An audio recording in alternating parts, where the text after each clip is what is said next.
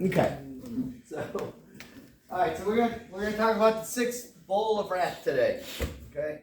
And so we don't have much time because we've discussed a lot of stuff, and that's fine. I'm good with that. But okay. So it is verses 12 through 18. This is kind of a longer one too.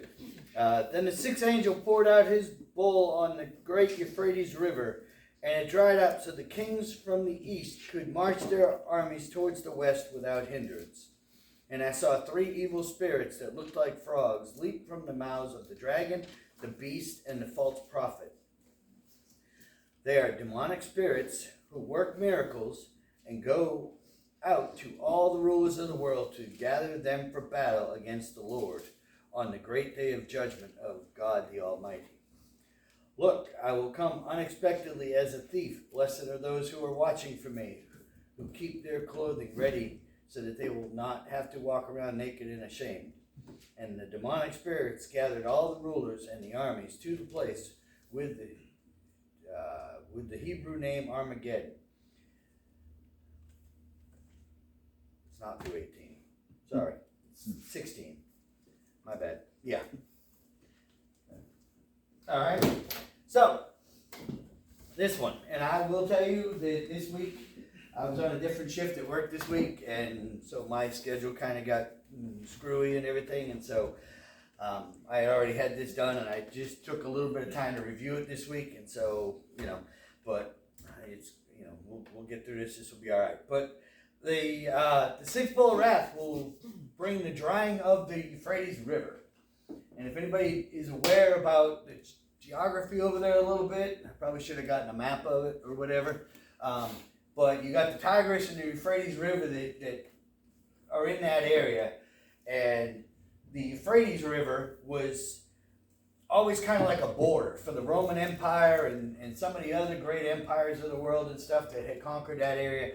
The Euphrates River protected them, was like a natural border protection for them from invasion by the east, from countries in the eastern part of the world and stuff like that. They would have to go all the way around it in order to try to come conquer them, or find a way to cross it and stuff. And so, in any case, it gave warning to the empire that somebody was coming or trying to whatever and stuff. And so this natural river has always been the protection for this area.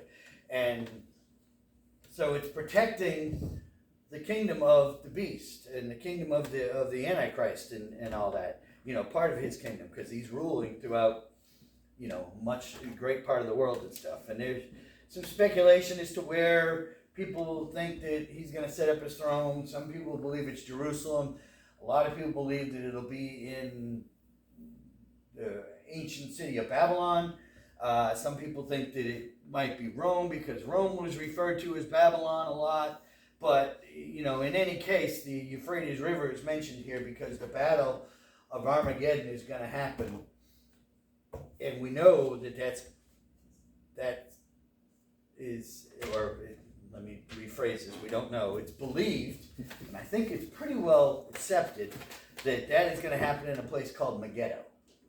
And that is right near the Euphrates River. And so this river is going to dry up, and so it's going to make it easier for the kings and the rulers that are underneath the Antichrist control on that part of the world to come and join the battle against God.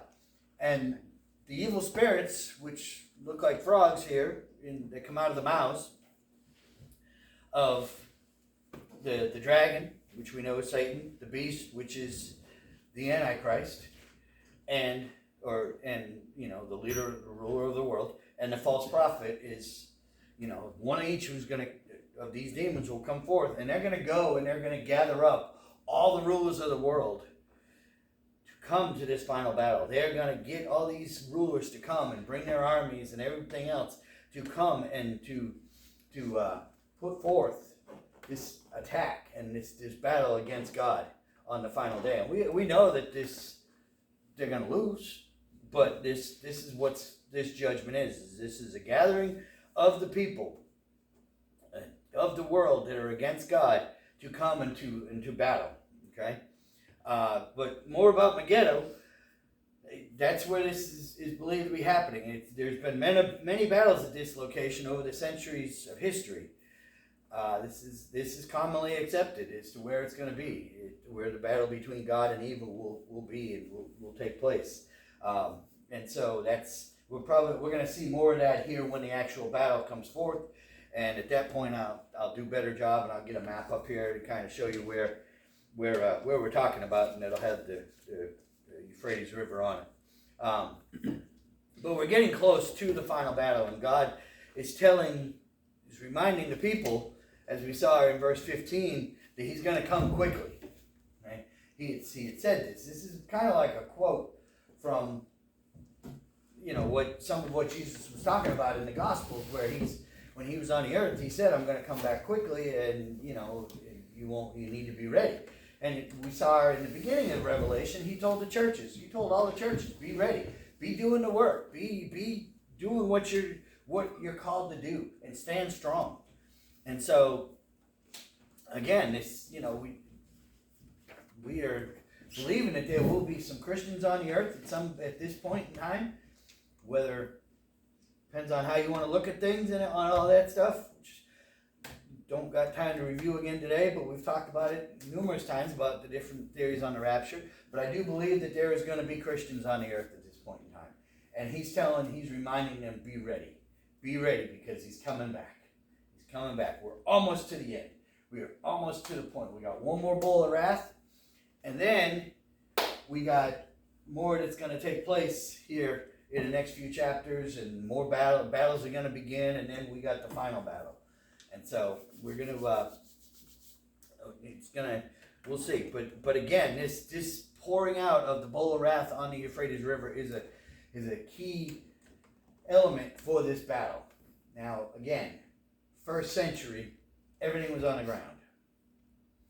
Now we have planes, we have nuclear missiles, we have all this other stuff that can happen too. Okay, but this was a key. And so a lot of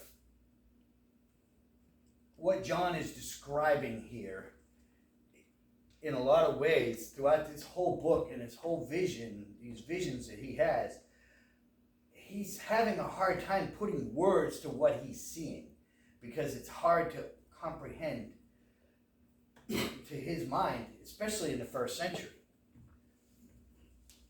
A lot of people believe that when he describes looks like stars falling from the sky, a lot of people believe that that's nuclear war, that he's seeing missiles coming down, and the only way he don't know what a nuclear missile is, so the only way he can describe it is as stars falling from the sky. So the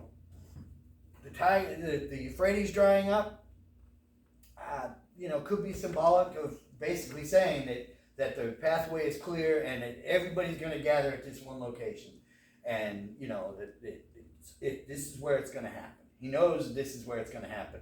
And that this is just going to make it easier. This could be a symbolic talking of that it's going to be, this is happening. We're all gathering, everybody's gathering at this place. And they're going to gather there and wait for Christ to come back and be there for the final battle. And so, and it could also be very literal, that the Euphrates will dry up and be gone and stuff. So I saw an article, what is it, Lake Mead out west or something like that? It is drying up, and they're actually finding bodies, remains of people, because it's dried up so much that they're discovering remains of people and that have drowned or however they got there.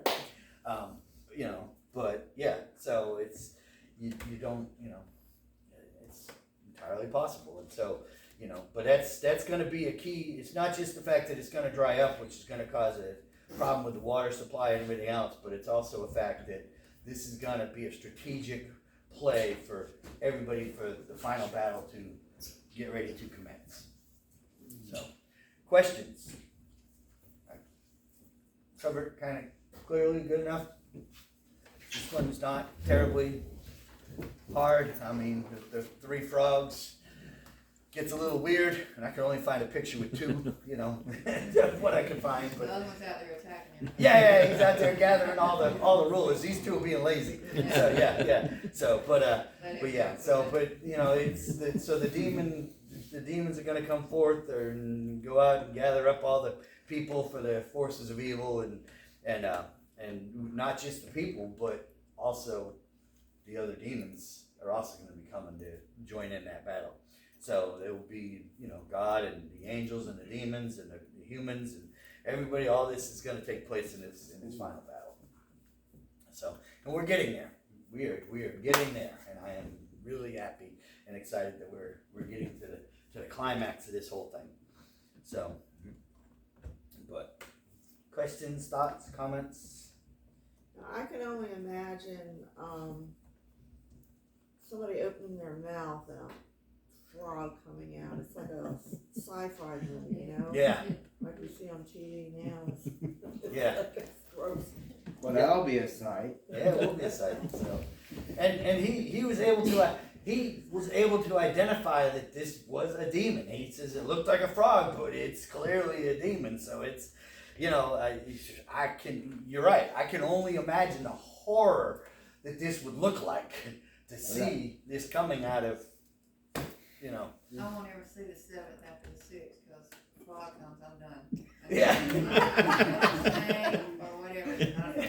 Yeah. So, Well, don't worry if they're bullfrogs, cut their back legs off and I'm not getting that close. but yeah. So okay. So.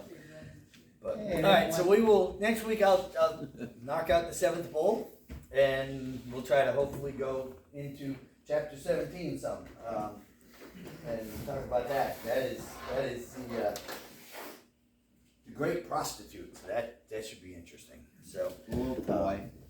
but yeah, so that's Las Vegas. huh? That's Las Vegas. Yeah, exactly. So, but yeah, and I'm sorry we didn't get. My intention was, but you know, like I said, That's a good one. we're getting this. You don't have to apologize. What you discussed earlier was